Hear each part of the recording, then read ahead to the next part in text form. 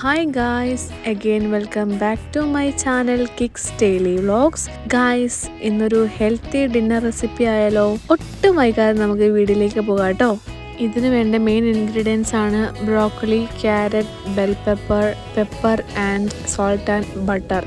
കൂടാതെ 2-3 അല്ലി വെളുത്തുള്ളിയും വേണേ, കുറച്ച് വൈറ്റ് ഒനിയനും വേണേ. പാൻ അടുപ്പത്ത് വെച്ച് ആവശ്യത്തിനുള്ള ബട്ടർ ആഡ് ചെയ്യാം കേട്ടോ. ബട്ടറൊക്കെ ഒന്ന് മെൽറ്റായി കഴിഞ്ഞാൽ വൈറ്റ് ഒനിയൻ നമുക്ക് ഫസ്റ്റ് ആഡ് ചെയ്യാം കേട്ടോ.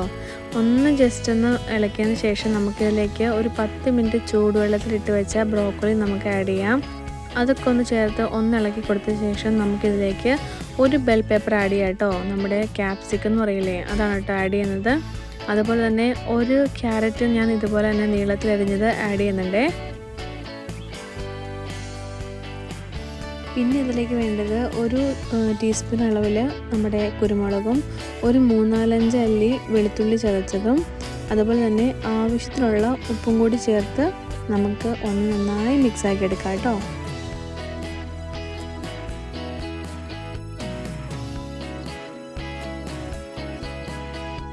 മൂടി വെച്ചൊന്നും വേവിക്കേണ്ട ആവശ്യമില്ല കേട്ടോ.